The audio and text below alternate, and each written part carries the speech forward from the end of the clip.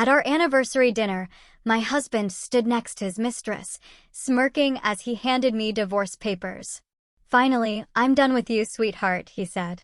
"I'm upgrading. Go find someone on your own low level." The table burst into laughter. I just smiled, thanked them all, and then did something that made their laughter stop cold. "I'm upgrading now. So, go find someone from your own low level." Can you even imagine hearing those words? From your own husband. In front of 40 people who were supposed to be celebrating your 5th wedding anniversary. He stood there, practically preening, with a woman I'd never met beside him, and casually slid divorce papers across the table like he was ordering an appetizer. It was his grand announcement to the world, and to me, that I was being replaced. But what he didn't know, I'd been ready for him. Before we dive into how everything unfolded, I want to thank you for being here, for sharing stories about strength, strategy, and reclaiming your power. If you believe intelligence and patience can truly triumph over betrayal, please consider subscribing. It really helps us reach more people who need these kinds of stories. Now, let's see how this particular drama played out. The room erupted. Laughter. His colleagues, his business associates, even strangers he'd invited to witness my public humiliation, they all joined in.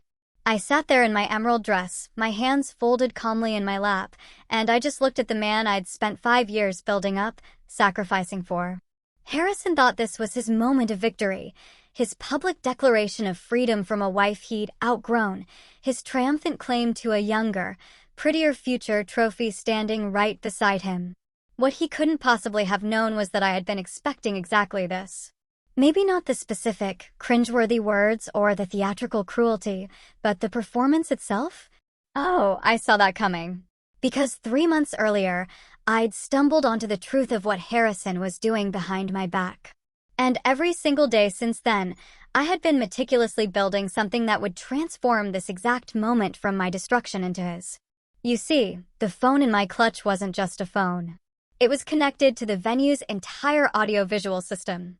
That yoga friend seated among the guests? Not a yoga friend. She was my attorney. And the mountain of evidence I'd compiled over 90 days? It was about to appear on every single screen in that room. That laughter that filled the expensive event space? It was about to die. In a way none of them would ever forget. But to truly understand how I got to that moment, you need to know how our marriage began.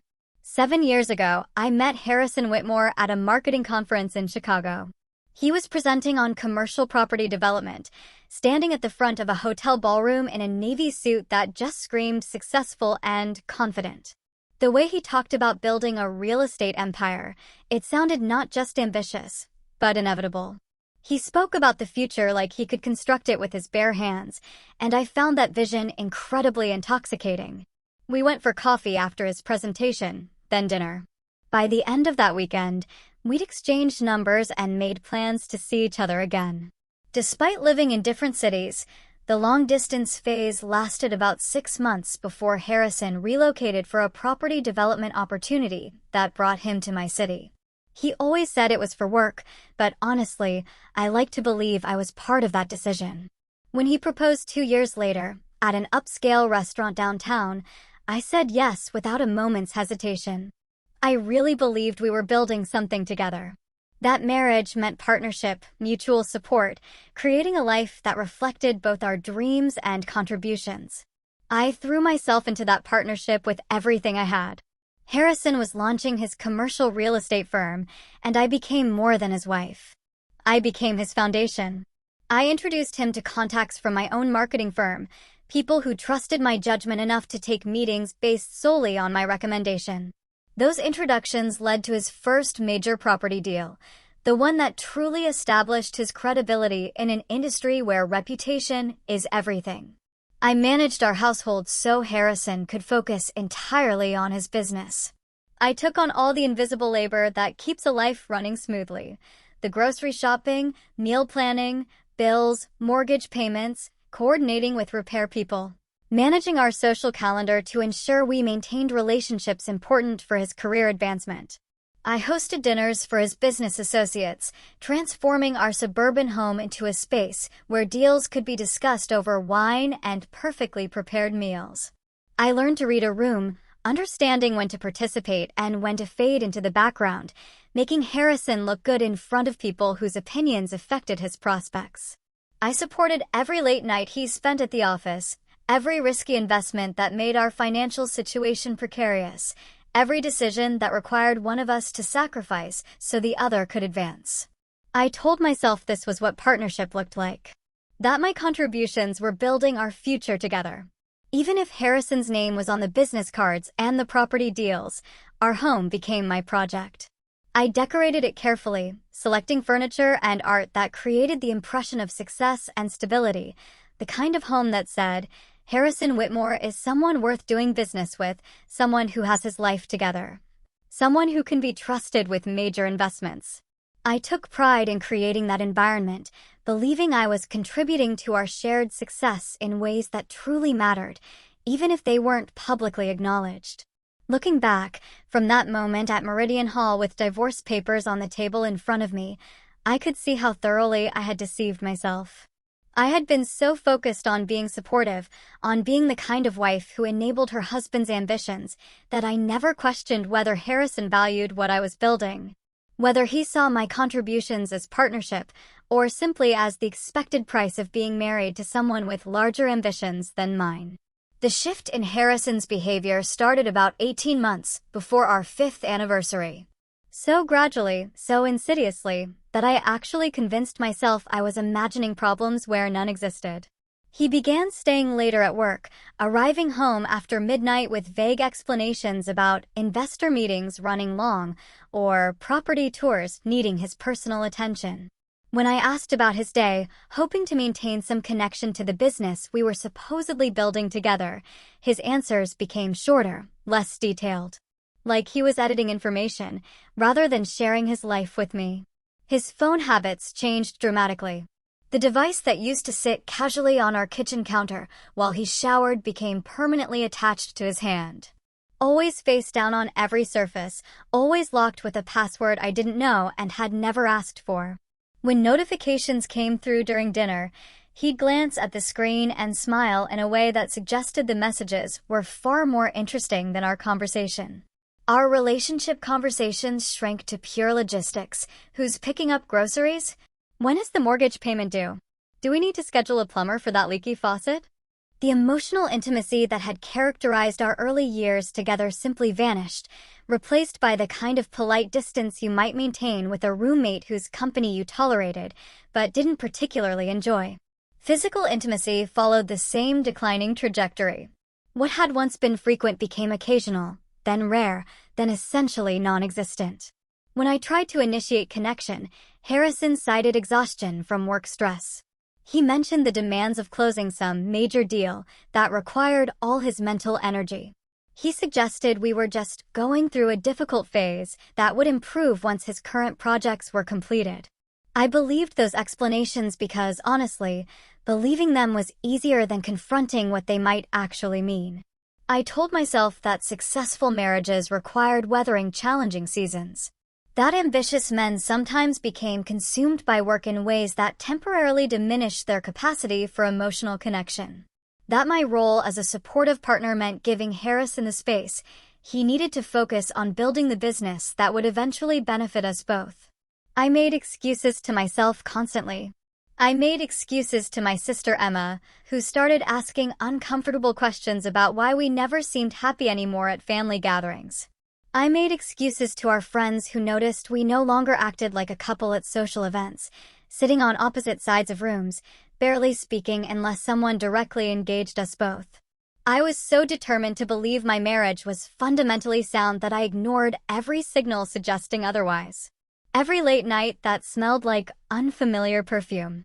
Every weekend work emergency that took Harrison away for entire days. Every unexplained charge on our credit card statements that I noticed, but convinced myself had reasonable explanations I simply hadn't thought of yet. Then the anniversary invitation arrived. 3 weeks before the party. Via email. On a Tuesday morning while I was getting ready for work. Not as a text message from Harrison. Not through a conversation over breakfast about planning something special for our 5th anniversary. But as a formal invite with professional design and calligraphy, announcing a celebration at Meridian Hall, one of the most expensive event venues in our city. I stood in our bedroom staring at my phone screen, feeling something cold settle deep in my stomach. Harrison hadn't voluntarily planned anything for us in 3 years. Our previous anniversary had passed with takeout Chinese food and a greeting card I'd purchased for myself and signed his name to, because I couldn't bear marking 5 years of marriage with absolutely nothing. Yet here was an invitation to an elaborate party I knew nothing about. 40 guests I hadn't helped select. A venue I hadn't been consulted about. An entire evening orchestrated without a single conversation with me, despite the fact that I was supposedly the person being honored at this celebration. I scrolled through the guest list with growing unease. Harrison's business partners and colleagues dominated the names, people whose faces I could barely recall, despite having met them at various work functions. My sister Emma was included, which provided small comfort. A handful of mutual friends who would probably feel as uncomfortable as I expected to feel, watching whatever performance Harrison had planned. The realization hit me with absolute clarity. This wasn't about celebrating our marriage. This was about something else entirely. Something that required an audience, formal planning, and a venue expensive enough to make an impression on the people Harrison wanted to witness whatever he was preparing to do. That afternoon, during my lunch break, I called Emma from my car in the office parking lot. She answered immediately, and I could hear the concern in her voice before I even finished explaining about the invitation. "Gemma," she said, her voice careful, "when a man who hasn't planned anything in 3 years suddenly throws an expensive anniversary party without consulting his wife, that's not romance. That's something else. You need to be ready for whatever he's planning to do in front of all those people." Her words articulated the fear I had been trying to suppress. I wanted to defend Harrison, to insist she was wrong, to maintain the illusion that my marriage was simply going through a rough patch rather than actively falling apart. But I couldn't make myself believe the excuses anymore. 3 weeks later, I would be sitting at Meridian Hall in an emerald dress, watching my husband announce our divorce to 40 witnesses while standing beside his mistress. But in that moment, sitting in my car with Emma's warning still echoing in my mind, I made a decision that would change everything. I was not going to be a victim. I was going to be ready. That decision, to be ready rather than reactive, carried me through the rest of the week. I moved through our house like someone inhabiting a space that no longer belonged to her, touching furniture I had selected and looking at photographs documenting a marriage that now felt like fiction. Harrison came and went with his usual detachment, barely registering my presence beyond logistical exchanges about schedules and household maintenance. Saturday morning arrived, 3 weeks before the anniversary party. Harrison left at 6 a.m. for his routine at the downtown gym, the exclusive club he had joined 8 months earlier, claiming he needed to network with high-net-worth clients. I heard the front door close and his car pull out of the driveway while I was still in bed, pretending to sleep, because our mornings had become exercises in avoidance rather than connection. I got up 30 minutes later and went downstairs to make coffee. My weekend ritual involved grinding beans fresh and using the French press Harrison had given me 3 years ago for my birthday, back when he still paid attention to things I liked. The kitchen was quiet except for the sound of water heating and beans grinding, familiar domestic sounds that felt strange now that I understood how thoroughly the foundation beneath them had cracked. His laptop was sitting open on the counter.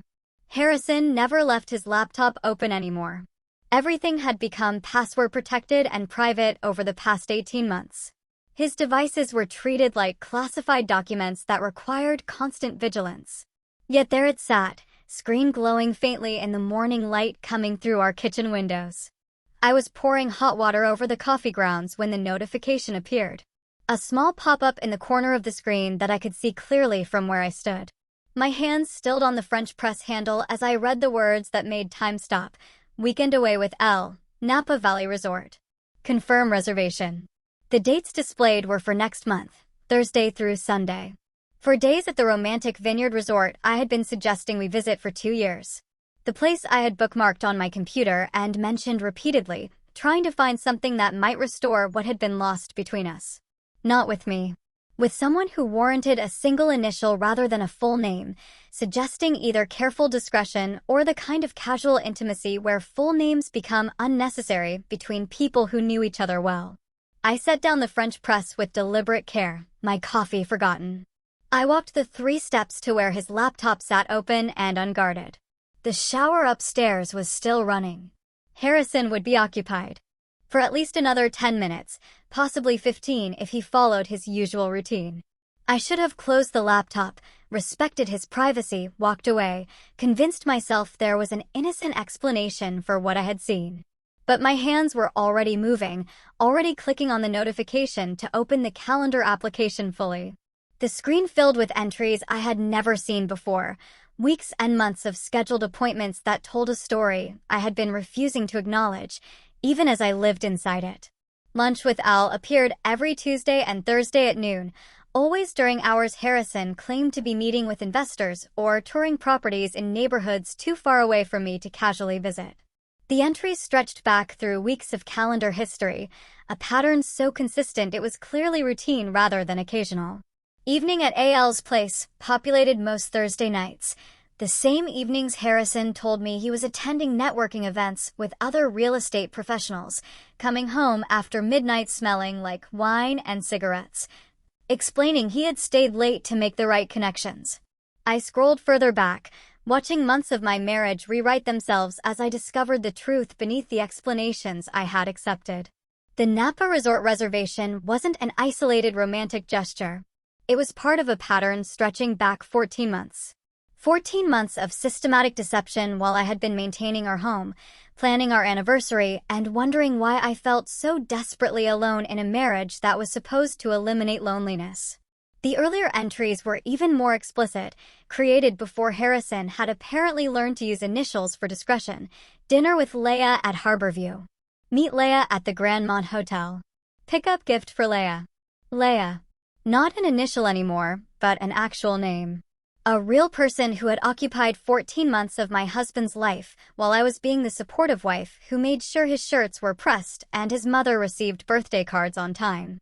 The shower upstairs turned off. I had maybe 5 minutes before Harrison came downstairs expecting breakfast and the same oblivious wife he had been deceiving for over a year. I opened his email application, my hands moving faster now as adrenaline overrode the shock. The inbox loaded immediately because Harrison hadn't bothered to log out, confident in his privacy or perhaps just careless in his comfort with deception. The emails from Leia were easy to find. They dominated his recent messages. Dozens of them exchanged just in the past week. I clicked on the most recent thread and started reading. The messages were worse than the calendar entries because they contained actual words, emotions expressed in complete sentences, a relationship that existed in detailed exchanges rather than just scheduled appointments. Leia Vaughn was 28 years old, according to her email signature. A marketing director at Grandview Hotels, a luxury chain Harrison's company had partnered with for some mixed-use development project downtown. Her professional title sat beneath her name in clean sans serif font, creating cognitive dissonance between her corporate role and the intimate content of her messages to my husband. Cannot wait for Napa, baby. Finally, a whole weekend without hiding. I'm so tired of pretending we're just colleagues when we're together at work events. I want to be able to touch you without worrying who's watching. Harrison's response had come within minutes. I know, sunshine. Just a few more weeks after the anniversary thing is handled. Everything changes. No more hiding. No more pretending. Just us building the life we've been planning. The anniversary thing. He was referring to our marriage, our 5 years together, as a thing to be handled before moving on to his real life with someone else. I scrolled through more messages, each one revealing layers of a relationship that had clearly moved far beyond a physical affair into emotional partnership. They had inside jokes, shared references to experiences I knew nothing about, plans for a future that included Harrison but somehow excluded his wife entirely. Harrison called her sunshine, the best part of his day, his reason for getting up in the morning, phrases I dimly remembered him using with me during our courtship, before they became casualties of familiarity and the comfortable routine of an established marriage. But the truly devastating discovery was not emotional. It was financial. Buried in their email exchanges was a shared folder Harrison had given Leia access to, labeled Our Future, with the kind of optimistic certainty that made my stomach turn. I clicked on it and watched spreadsheet after spreadsheet load on screen. Assets Harrison was moving. Bank statements showing systematic transfers from our joint accounts into new ones bearing only his name. Investment accounts I had helped fund through my salary and the business contacts I had provided, now being liquidated and converted into holdings I had no access to and apparently no knowledge of until this moment. He had been stealing from me. Methodically. Deliberately. For months. I found statements for accounts I didn't know existed. Transfers of substantial amounts that should have required both our signatures, but apparently had not. Documentation showing Harrison had been using our home equity as collateral for business loans without my knowledge or consent, putting our house at risk for investments that would benefit only him if the marriage ended. There was even a draft postnuptial agreement buried in one of the subfolders. I opened it and read through terms so one-sided they would have been comical if they hadn't represented the systematic theft of everything I had helped build during 5 years of marriage. Harrison would keep the business, the investment accounts, the retirement funds, most of the property we had accumulated together. I would receive a small settlement that might cover 6 months of basic living expenses if I was careful with spending. He wasn't just planning to leave me. He was planning to leave me with nothing, while he started a new life with someone younger and more exciting, someone worthy of the successful version of himself he wanted to present to the world. I heard movement upstairs, footsteps crossing the bedroom floor toward the stairs. Harrison would be down in less than 2 minutes, expecting his Saturday morning routine to proceed exactly as it always did. My first instinct was confrontation. To scream. To throw his laptop across the kitchen and watch it shatter against the wall. To demand explanations and apologies and some acknowledgement of what he had been doing to destroy us. But something stopped me. Some survival instinct that recognized anger without strategy was just noise. That confrontation without preparation would give Harrison time to hide more assets, delete more evidence, construct more lies that I would have no way to disprove. I pulled out my phone instead. Started photographing everything on his screen with hands that were steadier than they had any right to be. Every calendar entry. Every email exchange. Every financial document showing the systematic transfer of our shared assets into accounts bearing only his name. My hands moved with mechanical efficiency while my mind processed the complete destruction of everything I had believed about my life, about my marriage. I created a secure cloud storage account under a pseudonym, using my work email and a password Harrison would never guess. I uploaded every photograph while listening to him move around upstairs, getting dressed. Then I closed his laptop exactly as I had found it, notifications still visible on the screen, and returned to making coffee, like the previous 10 minutes had not just dismantled my entire understanding of my life. Harrison came downstairs 5 minutes later, hair damp from the shower and gym clothes bundled in his arms. He was humming something under his breath, looking relaxed and satisfied in a way I hadn't seen in months. "Good workout?" I asked, my voice remarkably normal considering what I had just discovered. "Great," he said, leaning in to kiss my forehead with the same casual affection you might show a moderately appreciated household pet. "Sorry, I'm running late though. Can you wrap those eggs to go?" I wrapped his breakfast in foil and handed it to him along with a travel mug of coffee I had poured while he collected his things.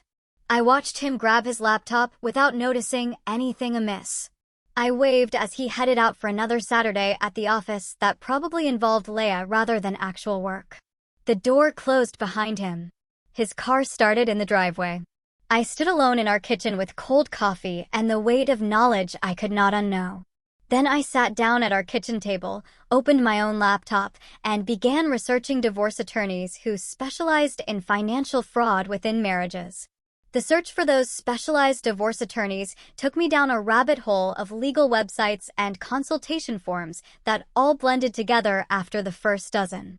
I needed someone who understood that this wasn't just about ending a marriage, but about recovering assets that had been systematically stolen and preventing Harrison from controlling the narrative of our separation. Catherine Ross's name appeared repeatedly in online reviews and legal forums discussing complex divorce cases involving hidden assets.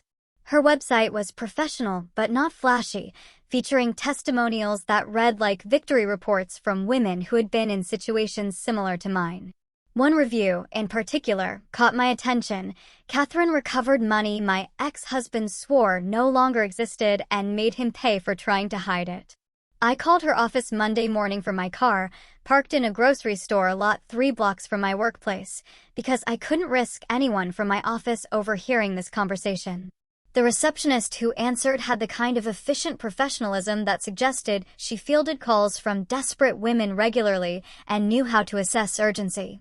"I need a consultation about divorce involving financial fraud," I said, keeping my voice steady despite how strange the words felt coming out of my mouth.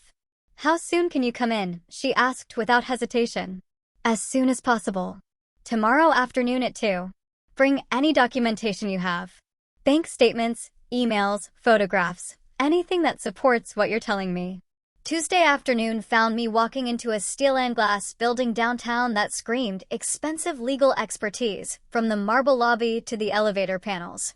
Catherine's office occupied the 14th floor, and when I stepped off the elevator into a reception area decorated in calming neutrals, I felt simultaneously out of place and exactly where I needed to be. Catherine Ross was in her mid-40s, impeccably dressed in a charcoal suit that probably cost more than my monthly salary. Her handshake was firm, her office organized to the point of intimidating. And when she gestured for me to sit in her conference room, I noticed she had already pulled up a notepad and recording device. "Tell me everything," she said simply. I showed her the screenshots on my phone, walked her through the calendar entries and emails, explained the financial documents I had discovered showing systematic asset transfers. By the time I finished, 40 minutes had passed, and Catherine had filled several pages with notes in handwriting so precise it looked typed. "Your husband," she said, looking up from her notepad with an expression that somehow managed to be both sympathetic and predatory, "is both dishonest and sloppy. That combination will be his downfall." She asked questions for another 30 minutes, drilling into details about our financial situation, the timeline of when things changed, whether I had noticed any other suspicious behavior. Then she leaned back in her chair and outlined what would happen next. Over the following 2 weeks, Catherine assembled a team that operated with military precision. A forensic accountant named Marcus began tracing Harrison's financial movements, uncovering layers of hidden accounts and discovering that he had been using our home equity as collateral for business loans without my knowledge or signature. A private investigator started documenting Harrison and Leia's movements across the city. A paralegal named Sophie organized everything into case files that grew thicker each time I visited Catherine's office. The team worked with an almost chilling efficiency. Marcus found Harrison's vintage watch collection, the one he'd claimed he sold 3 years ago when business was supposedly tight, sitting in climate-controlled storage. The collection was worth at least $40,000, while Harrison told me we needed to be careful about spending. The credit card analysis revealed charges at luxury hotels that appeared on our joint account. I had been helping finance Harrison's romantic getaways without even knowing they existed. Marcus documented dinners at expensive restaurants, jewelry purchases from boutiques I had never visited, even spa treatments that clearly hadn't been for my benefit. The private investigator captured video footage of Harrison and Leia meeting for lunch at places where any business associate might see them, holding hands across tables and laughing with the easy intimacy of an established couple. The surveillance showed them entering hotels in the middle of the afternoon, emerging hours later with body language that left little doubt about what had occurred inside. 3 weeks into building our case, Catherine called me back into her office for what she described as a strategic planning session. She had been reviewing Harrison's patterns and had noticed something significant about the timing and nature of the anniversary party. "He is planning something public," Catherine said, her expression serious in a way that made my stomach tighten. "The expensive venue, the guest list heavy with business associates, the formal invitations. This is not about celebrating your marriage. This is theater." She explained that men like Harrison didn't just want to leave their wives.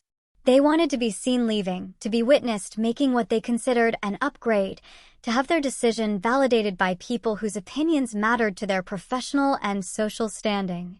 The anniversary party is not a celebration, Catherine continued. It is a stage. He is going to do something there, and we need to be ready with a response that is equally public and far more devastating. Her assessment made terrible sense. It explained why Harrison had suddenly taken the initiative to plan an elaborate event when he hadn't voluntarily organized anything for us in years. This wasn't about honoring our marriage. This was about positioning himself as the successful man finally free from the burden of a wife he had outgrown. Catherine drafted legal documents that could be filed immediately when the time came. She prepared evidence packages organized by category: financial fraud, marital asset dissipation, documentation of infidelity with dates and locations. She coordinated with Marcus and the private investigator to ensure we had comprehensive documentation of everything Harrison had done, leaving no room for him to claim I was exaggerating or lying about his behavior. When he makes his move, Catherine said during one of our planning sessions, we respond immediately, publicly, and with evidence he cannot dispute. He wants theater? We will give him theater. But our version ends very differently than the script he has written. The hardest part of those 3 weeks was not the meetings with lawyers or reviewing evidence that documented my husband's betrayal. It was going home every evening and pretending I knew nothing. Maintaining the facade of the oblivious wife while living with someone who was systematically destroying everything we had supposedly built together. Every morning, I made coffee and asked about Harrison's day with genuine-sounding interest. Every evening, I prepared dinners he barely touched while scrolling through his phone, probably texting Leah about plans that did not include me. I did laundry and paid bills and maintained our household exactly as I always had. I attended work functions where Harrison worked with colleagues, standing beside him and smiling while making small talk with people who had no idea what was happening beneath the surface of our apparently stable marriage. At these events, Leah was sometimes present. I watched them maintain careful professional distance while their eyes communicated everything their words could not say in public. 2 weeks before the anniversary party, Harrison's firm hosted a charity gala benefiting some cause I can no longer remember. The event was at a hotel downtown, the ballroom filled with people in expensive clothes writing checks that would earn them tax deductions and social capital. I wore a navy dress Harrison had once said he liked, and stood beside him during the cocktail hour, playing the role of supportive wife while he worked the room. Leah arrived halfway through the evening, wearing something red that drew attention from every man in the vicinity. She maintained appropriate distance from Harrison in public, but I watched her watch him during his speech about corporate responsibility and community partnership. During a break in the programming, I found myself standing near the bar at the same time as Leah. She smiled at me with what appeared to be genuine friendliness, apparently capable of separating her personal behavior from professional courtesy. "You must be so proud of Harrison," she said, gesturing toward where he stood talking with a group of investors. "He has built something really impressive with his company." "We built it together," I replied, keeping my voice pleasant while rage burned quietly beneath my composure. "I was there from the beginning. Made a lot of it possible, actually." "Of course," Leah said, though her expression suggested she hadn't really considered my role in Harrison's success beyond the basic fact of my existence. "It must be nice being married to someone so ambitious." I looked at this woman who had been sleeping with my husband for 14 months, who had received romantic getaways funded by my salary, who apparently believed she had found something special worth stealing from someone else's life. "It has been educational," I said, then excused myself before I said something that would reveal how much I actually knew. The performance required constant vigilance. Every word carefully chosen, every facial expression controlled. I complimented Harrison's new clothes without mentioning they appeared in our closet, despite his claims that business was challenging. I admired his improved physique without noting that his dedication to fitness had somehow eliminated his interest in physical intimacy with his wife. I became the perfect version of the oblivious wife Harrison needed me to be. The woman who suspected nothing, questioned nothing, threatened nothing. all while Catherine and her team built a comprehensive case that would destroy everything he was planning.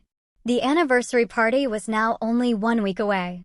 Harrison had been coming home earlier some evenings, almost jovial in a way I hadn't seen in months. He was excited about something, confident, like someone about to execute a plan he believed would work perfectly. He had no idea I was executing a plan of my own. The final week before the anniversary party moved with the strange quality of time that feels both too fast and impossibly slow. Each day brought me closer to the confrontation I had been preparing for, while simultaneously stretching out in a way that made every interaction with Harrison feel like performance art that required exhausting levels of concentration. Tuesday evening, Harrison came home at 6 p.m., which was unusual enough that I looked up from the kitchen counter where I was preparing dinner with genuine surprise. He hadn't arrived home before 8 on a weeknight in months, and seeing him walk through the door while the sun was still visible felt disorienting. "Thought I'd actually have dinner at home tonight," he said, loosening his tie and heading straight for the bourbon decanter on the sideboard in our dining room. He poured himself 2 fingers and settled into his chair at the table with the air of someone making a deliberate choice to be present, rather than someone who actually wanted to be there. I brought over the pasta I had been making and sat across from him. We ate in silence for several minutes before Harrison cleared his throat. "This is going to be a special night on Sunday," he said, watching me over the rim of his glass. "Really special. I invited everyone important. Your sister is coming, right?" "Emma will be there," I confirmed, keeping my voice neutral despite the cold weight settling in my stomach. "Good. That's good." He swirled his bourbon, and I noticed his hand was not quite steady. Nerves? Or excitement? I couldn't tell which. "I want everyone there. Want them to see where we are, where things are going." The phrasing was careful, deliberately vague in a way that could mean anything depending on how you chose to interpret it. I played the role of the supportive wife who assumed the best intentions. "It was thoughtful of you to plan something," I said, the lie tasting bitter, even as the words came out smooth and genuine sounding. Harrison looked at me then, with an expression I couldn't quite read. Guilt mixed with anticipation, mixed with something that might have been a last flicker of doubt about whatever he had planned. The look vanished quickly, replaced by the confident mask he had been wearing for months. He went to bed early, claiming he had an important meeting in the morning. I stayed up late on the phone with Emma, who had become my lifeline through these final days of pretending. "How are you holding up?" she asked, her voice tight with concern. "I feel like I'm holding my breath underwater," I admitted, "just waiting to surface, but not sure I'll make it." "You're stronger than I would be," Emma said. I would have confronted him weeks ago. Probably would have thrown his laptop through a window. I laughed, despite everything. "Catherine says the key is patience. Let him think he has control, so we can take it away completely when it matters." "Most. Catherine is brilliant and terrifying," Emma replied. "Remind me never to get on her bad side." We talked for another hour, going over details of Sunday evening. Emma knew her role, position herself where she could record everything on her phone, be ready to provide support if I needed it, and above all, do not react visibly no matter what Harrison said or did, because any dramatic response from my side would give him ammunition to claim I was unstable or vindictive. Thursday afternoon, Catherine called an emergency meeting. Her voice on the phone carried an urgency that made my pulse quicken even before she explained why. "Marcus found something significant," she said. "Can you be at my office in an hour?" I left work early, claiming a dental emergency, and drove downtown with my hands gripping the steering wheel tighter than necessary. Catherine's conference room felt smaller than usual when I walked in. Or maybe it was just the weight of whatever information was about to be shared. Marcus was there, along with Catherine's associate who specialized in tax law. They had documents spread across the table in organized stacks that suggested hours of analysis. Harrison's business partner has been keeping documentation of questionable financial practices, Marcus explained without preamble. Joel Preston. He's been uncomfortable for months with how Harrison handles property valuations and loan applications. Catherine picked up the explanation. Harrison has been inflating property appraisals to secure larger loans than the properties are actually worth. He takes out the loan based on the false valuation, uses some of it for legitimate business purposes, and pockets the difference. It's systematic fraud that extends beyond your marriage into his professional operations. The tax attorney, a woman named Rebecca Chin, added more context. Based on what Joel has documented and what Marcus has uncovered, Harrison has also been underreporting income from property sales.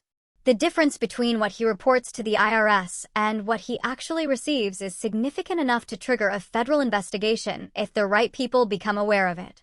I sat down slowly, processing the scope of what they were telling me.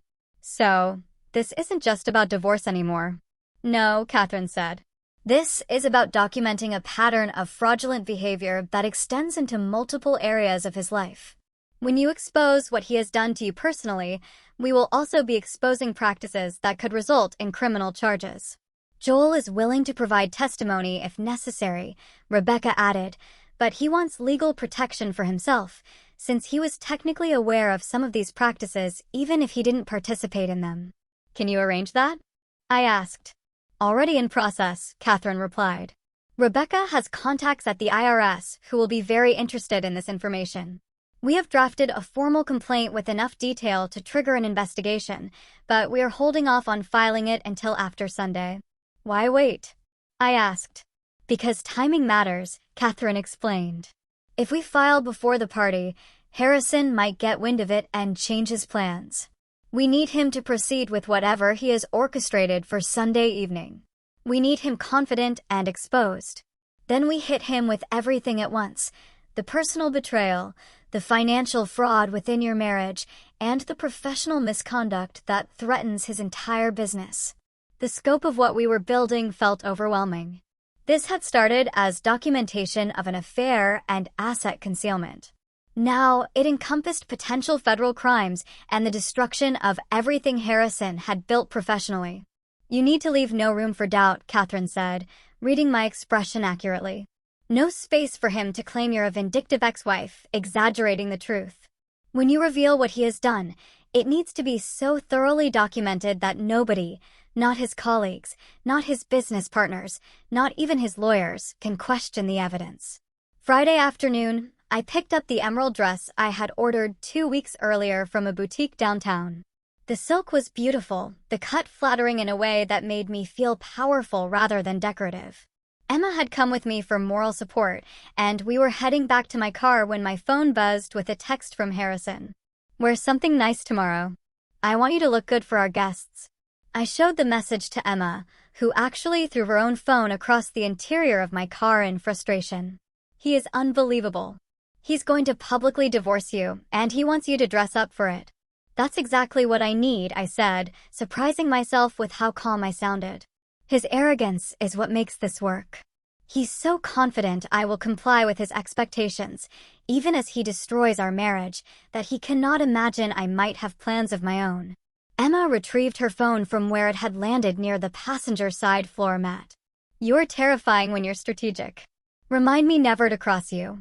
That evening, Harrison worked late again, or claimed to. I sat alone in our living room with a glass of wine, going through the evidence one more time on my laptop. Photographs of Harrison and Leah at restaurants. Video footage of them entering hotels. Financial documents showing systematic theft. Email exchanges revealing a relationship that had lasted 14 months while I was supporting his career and maintaining our household. My phone buzzed with a notification from an unknown number. The message was short and devastating in its casual confidence. Tomorrow is going to be perfect. Finally, I can stop hiding. Oh. The text was clearly meant for Harrison. Leah had somehow gotten my number confused with his in her contacts. An easy mistake when two people's names were stored sequentially in a phone. She was excited about tomorrow. About whatever public declaration Harrison had planned. About finally stepping into the role she had been playing in secret for over a year. I forwarded the screenshot to Catherine without adding any comment.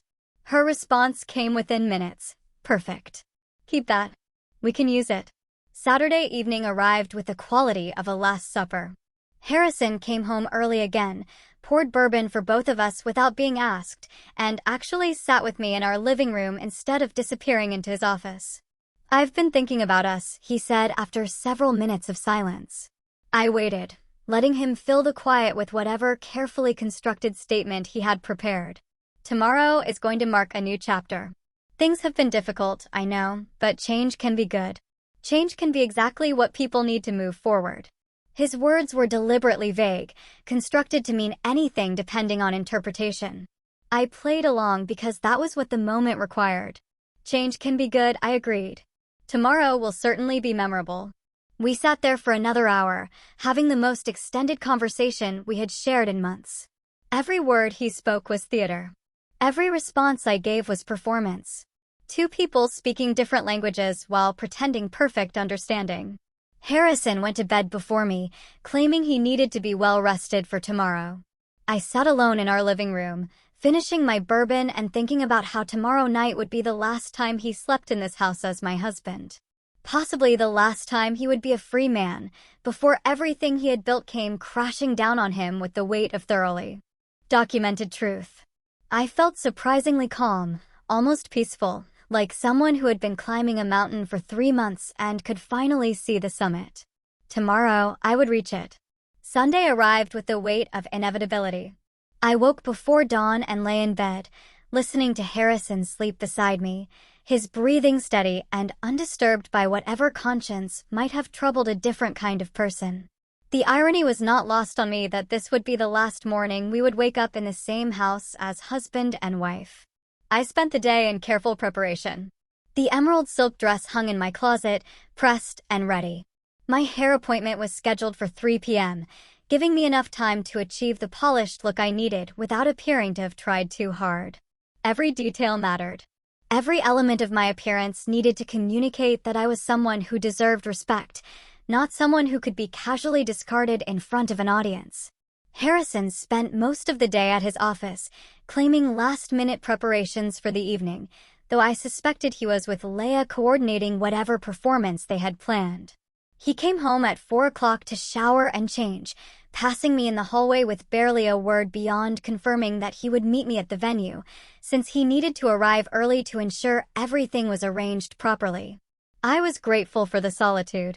It gave me time to center myself, to run through the plan one final time with Catherine over the phone, to prepare mentally for what was coming. At 6:30, I stood outside Meridian Hall alone. Emma had offered to arrive with me, to provide moral support during those final moments before walking into whatever Harrison had orchestrated, but I had declined. I needed this moment to myself. Needed to walk through those doors on my own terms, carrying the weight of what I knew and what I was about to do. The building was stunning in the evening light. Glass and steel rising above the harbor, floor-to-ceiling windows reflecting sunset colors across the water in shades of amber and rose gold. The kind of venue that screamed expensive taste and careful planning. Harrison had spared no expense, which was ironic considering the expense came from accounts that legally belonged to both of us. I checked my phone one final time. Catherine had texted an hour ago, confirming she was already inside, positioned among the guests as my supposed friend from yoga class. Marcus was parked nearby in case we needed additional documentation beyond what Emma would capture. Everything was in place.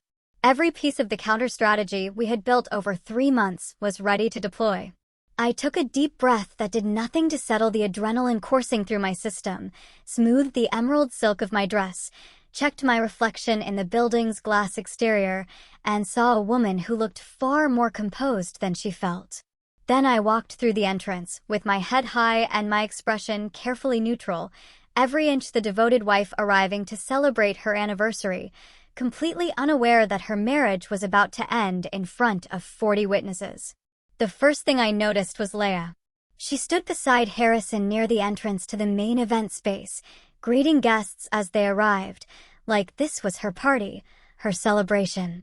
Her right to play hostess at an event supposedly honoring my marriage. The audacity was breathtaking. She wore red, a dress that probably cost what I earned in 2 months, the kind of designer piece that communicated wealth and taste in equal measure.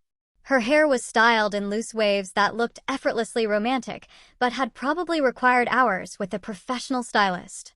Her makeup was flawless, camera-ready, perfect for whatever photographic documentation Harrison expected this evening to generate. She looked like success, like youth, like everything I apparently was not in Harrison's estimation of what he deserved. Harrison saw me before I reached them. His expression shifted through several emotions in rapid succession, too quickly for me to identify each one individually. Surprise, maybe. Or guilt. Or possibly just the discomfort of seeing someone you're about to publicly destroy looking unexpectedly composed and beautiful. "Gemma," he said, my name sounding foreign in his mouth after months of casual disregard. "You look beautiful." "Thank you," I replied with perfect politeness. "The venue is stunning. You did an excellent job with the planning." I turned to Leia and extended my hand with the same gracious courtesy I would show any hostess at an event. "I don't believe we've been formally introduced. I'm Gemma." She took my hand with a smile that contained sympathy. Actual pity for the woman she had been betraying for 14 months. "Leia Vaughn. It's lovely to finally meet you properly." Finally, as though we had been circling each other for years rather than existing in the same spaces while she conducted an affair with my husband. "Lovely to meet you as well," I said, releasing her hand and moving past them into the event space before either could read anything in my expression beyond polite friendliness. The room was filling rapidly with guests. Harrison's business associates dominated the crowd, men and women I recognized from various work functions over the years. Several mutual friends had arrived, people who would soon need to choose sides in whatever aftermath followed tonight. My sister Emma was already positioned near the head table, her phone resting casually beside her water glass in a way that looked natural but was carefully calculated. Catherine stood near the bar, talking to someone I didn't recognize, playing her role as my yoga friend perfectly. She caught my eye briefly and gave the smallest nod of acknowledgement before returning to her conversation. Everything was in place. Everyone was positioned exactly where they needed to be.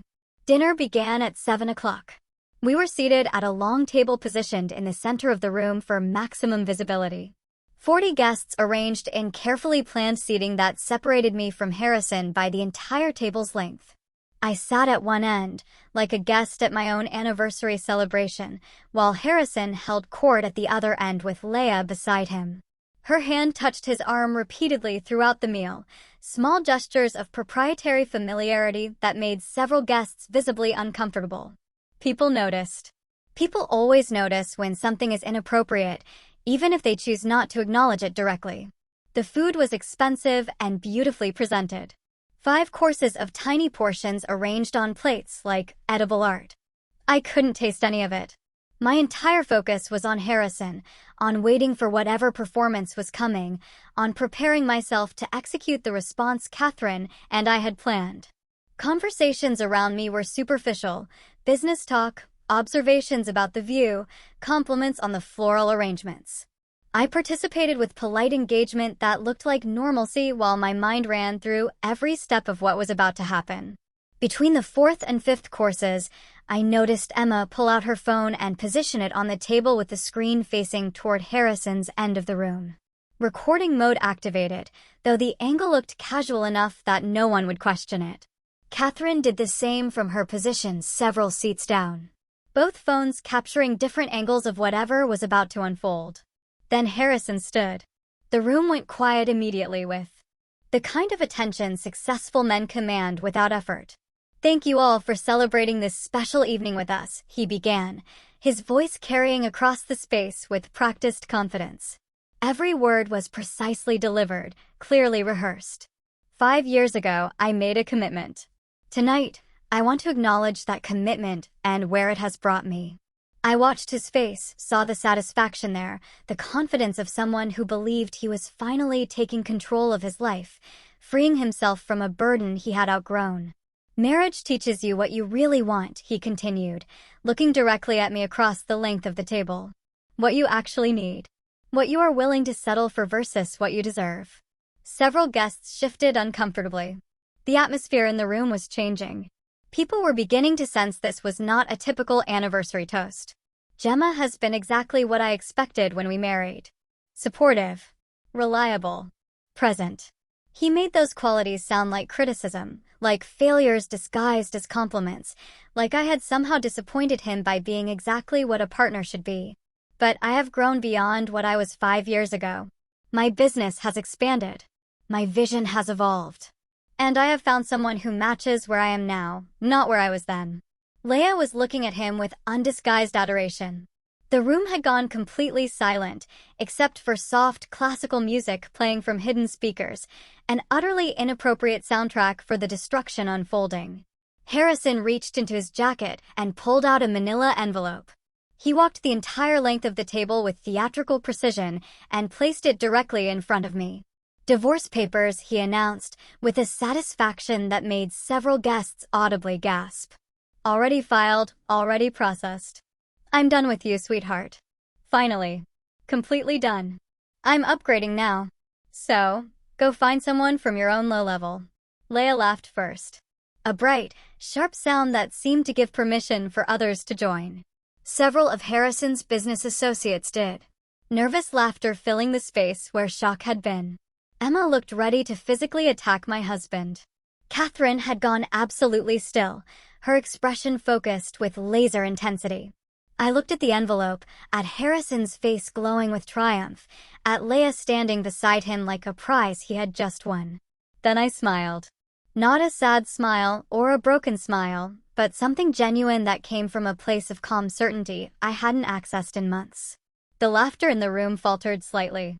Harrison's expression flickered with confusion, because this was not the script he had written. I was supposed to cry, to beg, to make a scene that validated his decision and made him look like the reasonable party finally escaping an inadequate wife.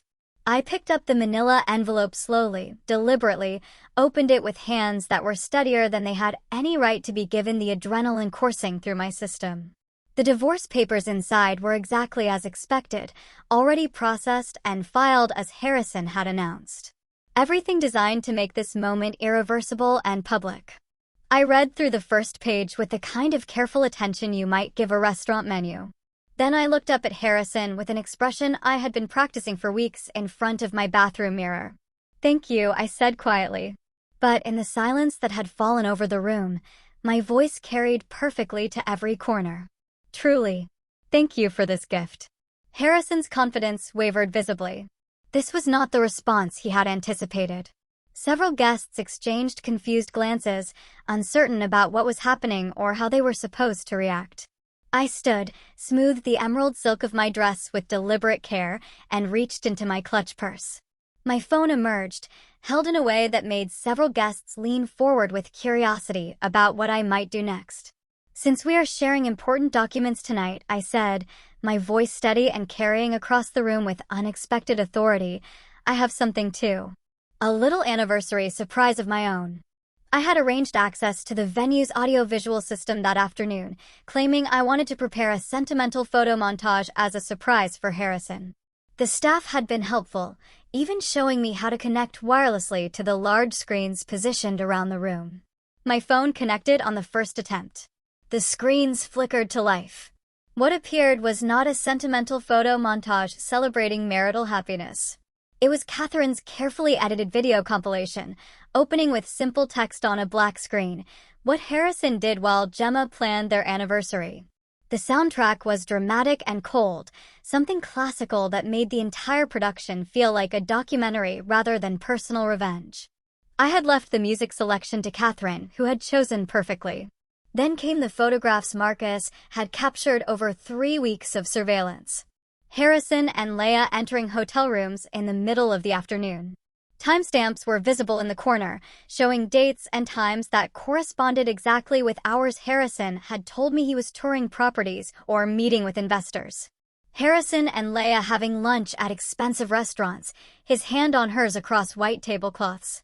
Their body language unmistakably intimate in ways that transcended professional interaction. Harrison and Leia at his exclusive gym, working out side by side. Video footage showed them leaving together, getting into her car, driving to her apartment building. Text message screenshots appeared next. Conversations where Leia called him my future and Harrison responded with promises about their life together once he handled the Gemma situation. The footage was damning not just because it proved infidelity. It showed a relationship conducted in public places where anyone might have seen them. It suggested either remarkable arrogance or complete confidence that I would never discover the truth. The room was absolutely silent, except for the music and the sound of my video playing across multiple screens. Every guest was forced to watch from whatever angle was closest to them. There was no escaping it. Harrison's face had gone from triumph to shock to something approaching horror. He was watching his private relationship exposed in front of everyone he had invited to witness my humiliation. The irony was not lost on me, and I suspected it would not be lost on him either once the initial shock wore off. Leia had gone pale, one hand pressed to her mouth as though she might be sick. But the photographic evidence was only the opening act. The video transitioned smoothly to financial documents, bank statements showing Harrison's systematic transfer of assets from our joint accounts to ones bearing only his name. Spreadsheets detailing the liquidation of investments I had helped fund through my salary and business connections. Credit card charges for hotels and romantic dinners and jewelry, all charged to our shared accounts. The screens displayed documentation of the storage unit containing his vintage watch collection he had claimed was sold years ago when business was tight. The hidden accounts he had opened using our home equity as collateral without my knowledge. The draft postnuptial agreement, so one-sided it demonstrated either legal incompetence or complete contempt for my contributions to our marriage. Several of Harrison's business associates were leaning forward now, reading the financial documents with the attention of people who understood exactly what they were seeing and recognized the legal implications. Then came the final piece, the evidence Catherine had saved for maximum impact. A letter from the Internal Revenue Service. Official letterhead. Proper seals. Signatures from actual federal officials Catherine had contacted through her network of legal connections.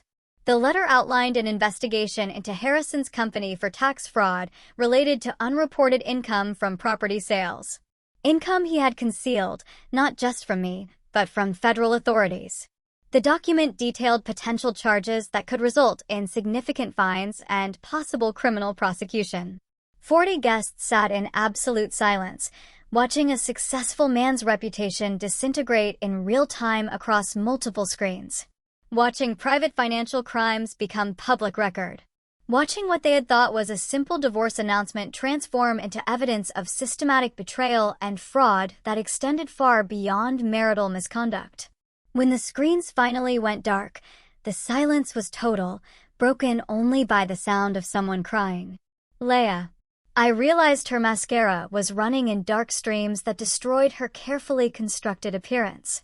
Her face had crumpled as she understood that her career and reputation had just been demolished along with Harrison's.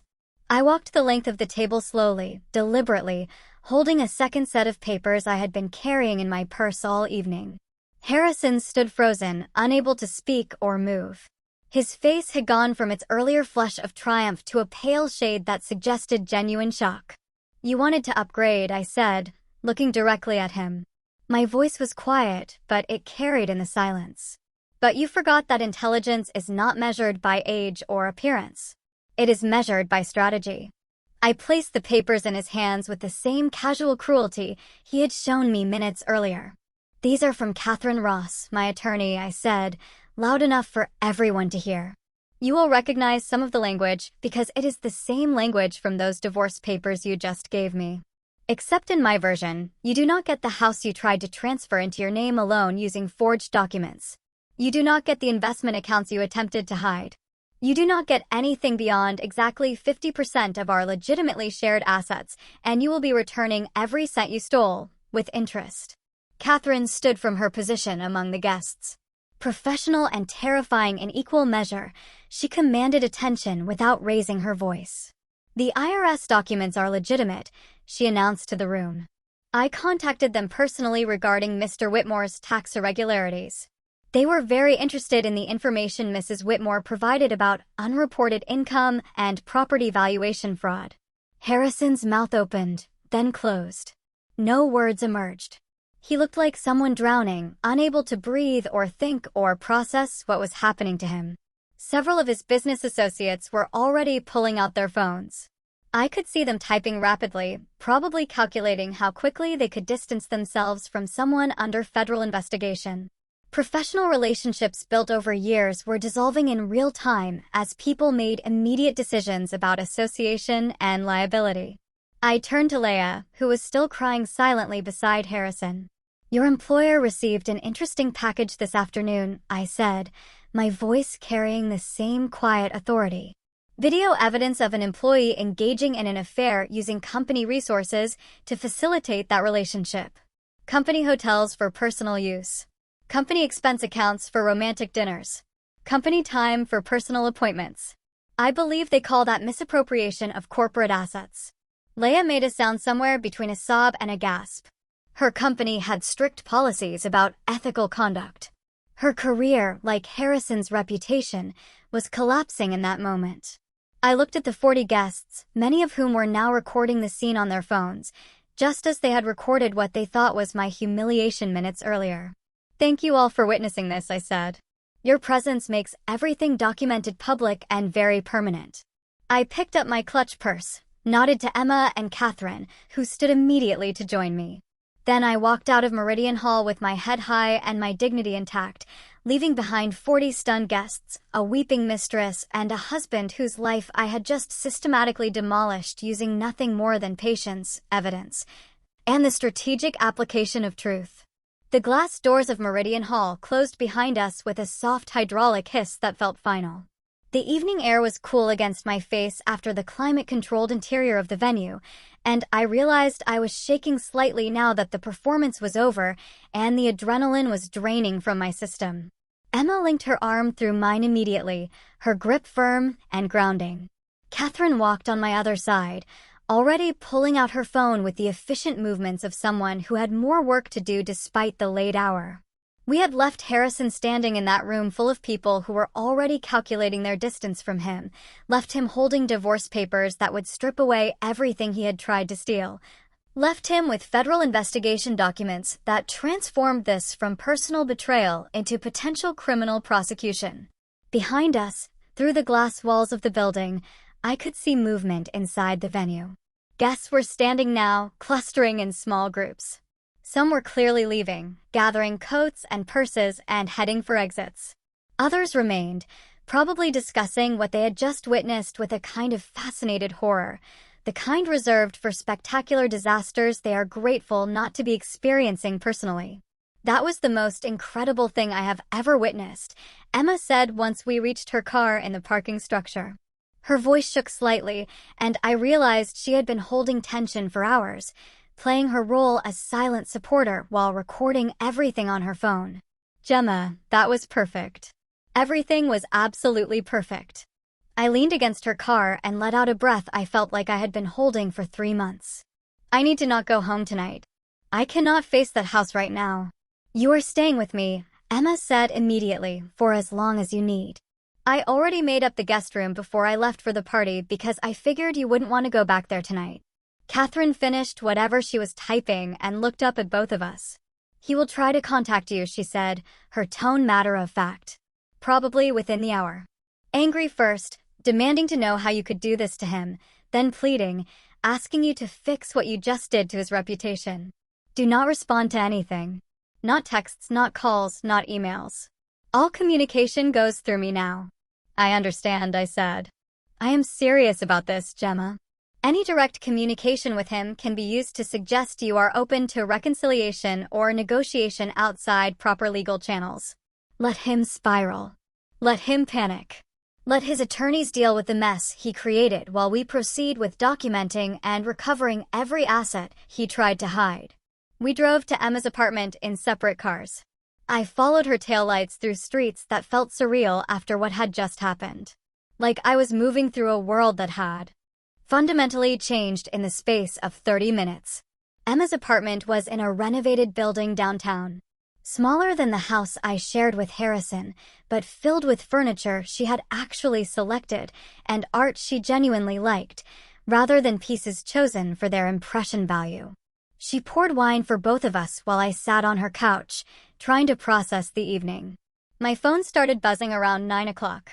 Text messages from numbers I didn't recognize. notifications from social media platforms I rarely used. Emma's phone was doing the same thing, lighting up repeatedly with alerts. "Gemma," Emma said slowly, staring at her screen. "The video is already online." She turned her phone toward me. Someone had uploaded footage from the anniversary dinner to multiple platforms. The view count was climbing visibly, hundreds becoming thousands as we watched. "How many people were recording?" I asked. "At least a dozen that I could see," Emma replied. "Maybe more." Everyone had their phones out once your video started playing on the venue screens. We watched in real time as the anniversary dinner became viral content. The comment sections filled rapidly with responses that ranged from supportive to celebratory. People were praising what they called my strategic patience, mocking Harrison's arrogance, celebrating what they described as the most satisfying public revenge they had witnessed. Someone had already edited together a shortened version, focusing specifically on Harrison's divorce announcement, followed immediately by my counter-reveal. The editing was professional, set to dramatic orchestral music that heightened the emotional impact. That version was spreading even faster than the raw footage. "This is insane," Emma said, scrolling through comment after comment. "There are hundreds of thousands of views already, maybe more than 1 million at this point." By midnight, the number had reached several million across different platforms. My face was being screenshot and turned into reaction images. Someone had created a meme using the moment I thanked Harrison for the divorce papers, captioning it with text about strategic planning and patience. That meme was being shared hundreds of thousands of times, becoming shorthand for calculated revenge. I turned off my phone around 1 o'clock in the morning because the constant notifications were overwhelming. Emma did the same after confirming that Catherine had everything she needed and would handle any urgent legal matters that arose overnight. "Try to sleep," Emma said, showing me to her guest room. "Tomorrow is going to be intense and you need rest." I lay in her guest bed, staring at the ceiling for what felt like hours. Sleep seemed impossible despite exhaustion. My mind kept replaying the evening, analyzing every moment, questioning decisions, even though everything had gone exactly according to plan. Monday morning arrived too quickly. I woke to sunlight coming through unfamiliar windows and the disorienting realization that my life had fundamentally changed overnight. Emma was already up, making coffee in her kitchen when I emerged from the guest room. "Catherine called," she said, handing me a mug. "She wants to talk to you this morning. Said it's important." I called Catherine back while Emma made breakfast. Neither of us could really eat. The attorney answered on the first ring. 3 of Harrison's major investors pulled funding overnight, Catherine said without preamble. They issued statements citing concerns about financial irregularities and declining confidence in leadership.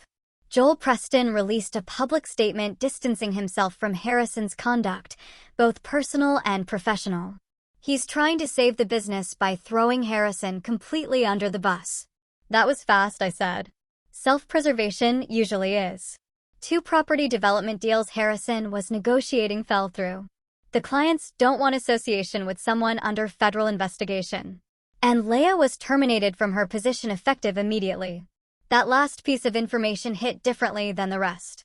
Leah had made choices that destroyed her career, but there was something sobering about how quickly professional consequences manifested once personal misconduct became public.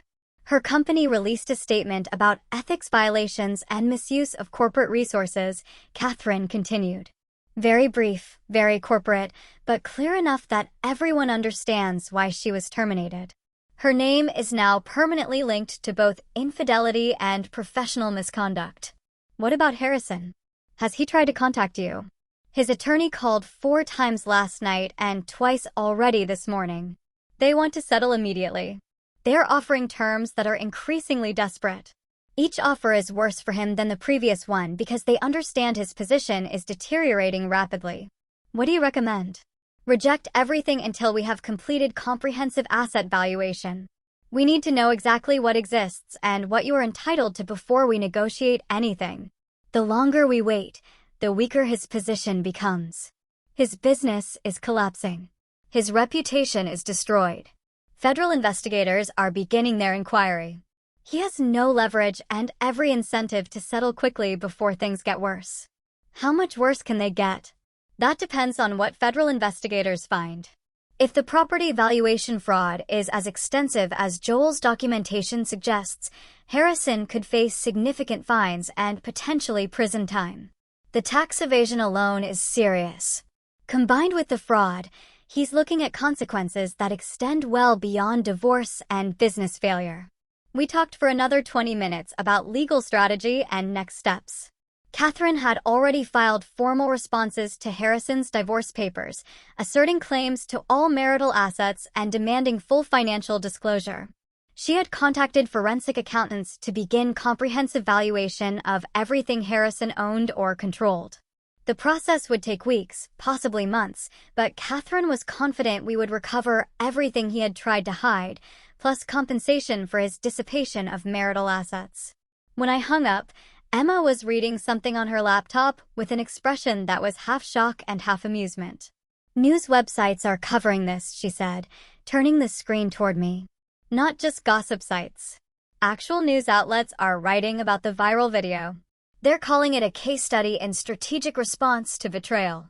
The article she showed me analyzed the anniversary dinner from multiple angles: the planning required, the evidence gathering, the public nature of both Harrison's announcement and my response. There were quotes from legal experts discussing the implications of documenting and exposing marital misconduct in such a comprehensive way.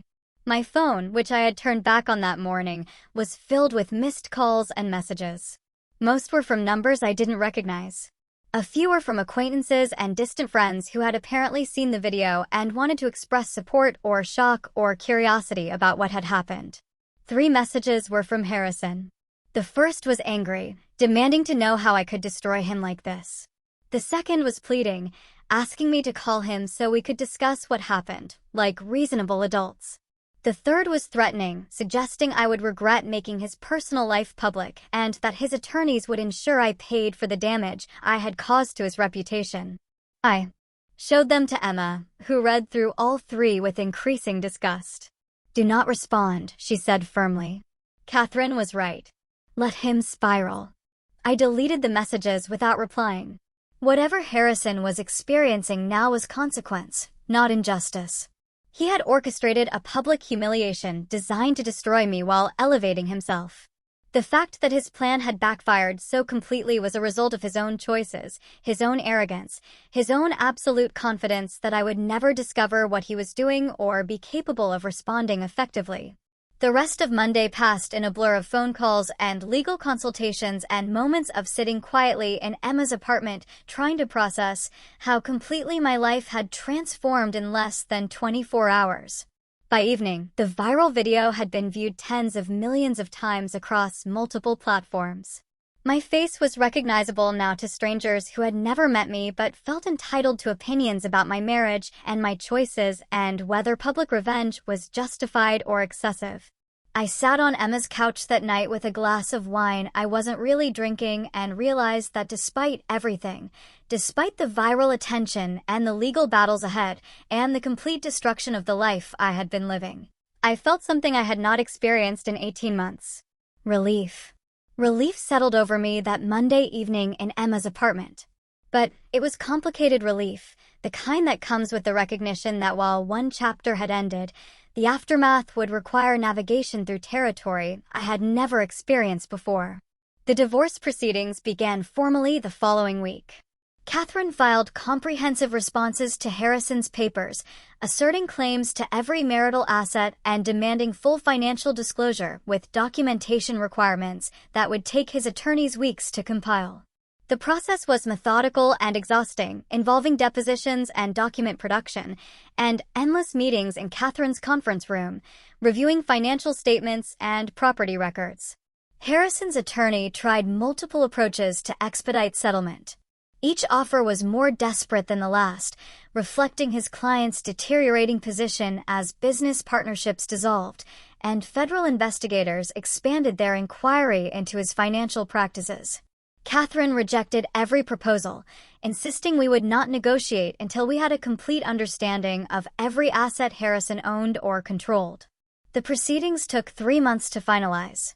Judge Margaret Chin, a woman in her early 60s with a reputation for no-nonsense adjudication of complex marital disputes, presided over our case with an efficiency that suggested she had seen variations of this story countless times throughout her career. Harrison's attorney attempted to argue that the viral video had created prejudice that made fair proceedings impossible. That public opinion had turned so decisively against his client that objective evaluation of asset division could not occur. Judge Chin shut down that argument with a single sentence that Catherine would later tell me she wished she could frame. Your client damaged his own reputation through systematic fraud and public cruelty. Mrs. Whitmore simply documented the truth. The settlement was everything Catherine had promised and more. The house remained mine through sole ownership, since Harrison's attempt to transfer the title without my knowledge or consent was legally void, making me the legitimate owner of property we had purchased together, but that he had tried to steal. The investment accounts were divided exactly in half based on their actual value, rather than the diminished amounts Harrison had claimed existed after hiding substantial portions. Retirement funds were split according to proper legal formula, rather than Harrison's preferred version where he kept everything and I received minimal compensation for 5 years of marriage. Every cent Harrison had transferred to his personal accounts came back with interest calculated from the date of each fraudulent transaction.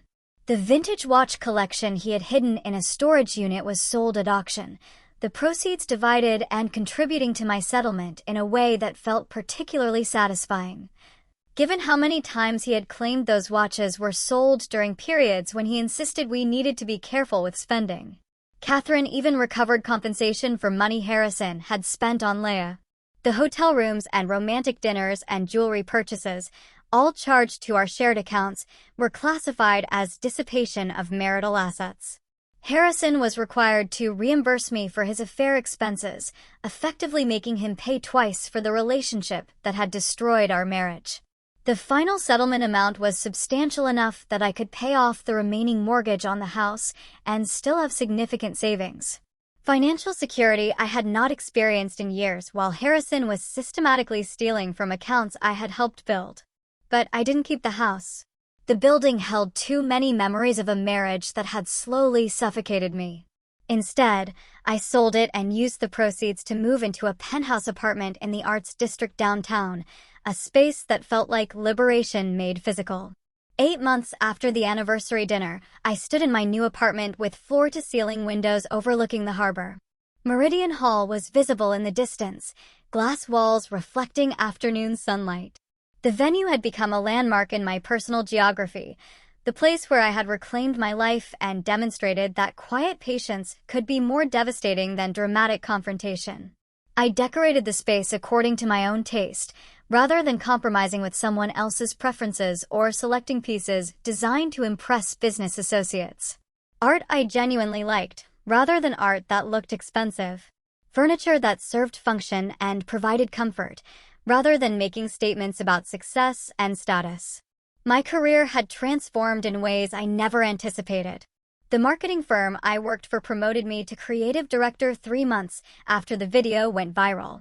My boss explained the decision by noting that someone capable of orchestrating such comprehensive strategic communication clearly possessed valuable professional skills that the company wanted to utilize and retain. The promotion came with a 40% salary increase and creative authority over major client campaigns. For the first time in years, I was earning money that was unambiguously mine, unconnected to Harrison's aspirations or expenditures or his constant criticism that I wasn't ambitious enough or successful enough or simply enough. I adopted a cat named Justice because Emma suggested it and the irony appealed to me. An orange, imperious creature entirely uninterested in performing emotional labor for anyone's benefit. He spent his days positioned in patches of sunlight coming through the apartment windows, occasionally deigning to acknowledge my presence when food or attention suited his convenience. Catherine became more than my attorney. She became a friend who understood what it meant to watch a marriage dissolve and choose reconstruction over collapse. She introduced me to a support group that met monthly, women with similar stories about partners who had systematically underestimated them. We shared experiences and strategies, building community based on survival and growth rather than shared victimhood. The group taught me that my story was not unique, though the viral documentation of it had been unusual. Countless women had experienced versions of what I had lived through. The difference was that most handled their divorces privately, without public exposure of the betrayals they had endured. 9 months after the anniversary dinner, Catherine called with news that extended Harrison's consequences far beyond divorce and professional collapse. Joel Preston had contacted federal investigators with additional evidence about financial crimes that reached back years before our marriage and continued throughout it. Harrison had been falsifying property valuations systematically, inflating appraisal amounts to secure loans larger than properties justified, then pocketing the difference between actual value and borrowed amounts. Federal investigators launched a comprehensive examination of Harrison's entire business operation. What they uncovered resulted in criminal charges: 14 counts of wire fraud, tax evasion, and conspiracy. The scope of his illegal activity was staggering, generating hundreds of thousands of dollars in unreported income over 6 years. I was questioned extensively as part of the investigation. Federal agents reviewed every document I had provided Catherine during the divorce, looking for any indication I had known about or benefited from Harrison's crimes. They cleared me quickly once they understood I had been as deceived about his business practices as I had been about his personal conduct. The trial lasted 3 weeks. I attended several days of testimony, sitting in the public gallery and watching prosecutors present evidence that built an overwhelming case. Harrison's business partner testified about practices he had documented but felt powerless to stop. Forensic accountants explained the systematic nature of the fraud. Loan officers from multiple banks described how they had relied on property valuations that turned out to be significantly inflated. Harrison was convicted on 11 of the 14 counts. At sentencing, Judge William Torres imposed 6 years in federal prison, followed by supervised release and restitution requirements that would likely occupy the remainder of Harrison's professional life. I attended the sentencing hearing because Catherine believed closure required witnessing consequences in their entirety. Harrison stood behind the defense table wearing a suit that no longer fit properly, his face showing the accumulated stress from 18 months of fighting charges that evidence had proven conclusively. When Judge Torres asked if he wanted to make a statement, Harrison looked directly at me for the first time since his arrest.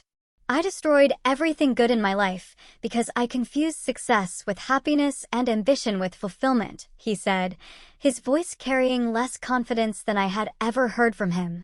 My wife deserved better. She was better. And I was too arrogant to recognize that until it was too late. The words might have meant something years earlier. Now, they were just insufficient acknowledgement delivered far too late to matter. I felt nothing watching him be led away to begin his sentence. Not satisfaction, not vindication, not even the closure people talk about finding at the end of difficult chapters. Just a profound sense of release from a narrative I was finally finished living. That evening, I stood in my apartment with Justice curled on the sofa and harbor lights reflecting off dark water. I understood something fundamental that had taken months to fully grasp.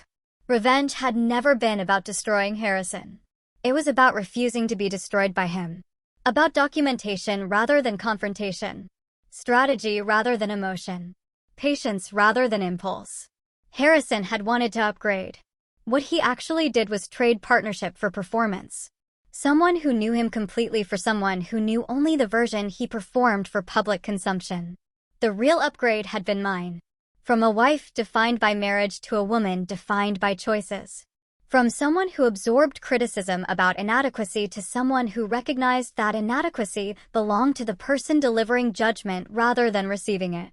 The anniversary dinner video still circulates occasionally on social media, resurfacing whenever someone compiles examples of public accountability or strategic response to betrayal. I no longer feel exposed by it. Instead, it has become a permanent reminder that quiet people are not weak people. They are simply waiting for the right moment to demonstrate exactly how dangerous underestimation can be. If this story of calculated justice and strategic revenge kept you captivated from beginning to end, show your support by hitting that like button right now. My favorite moment was when I calmly thanked Harrison for the divorce papers before revealing the comprehensive evidence that would destroy everything he had built. What was your most satisfying moment in this story? Share your thoughts in the comments below. Don't miss more powerful stories of resilience, justice, and triumph over betrayal. Subscribe and hit that notification bell so you're notified the instant we upload new content.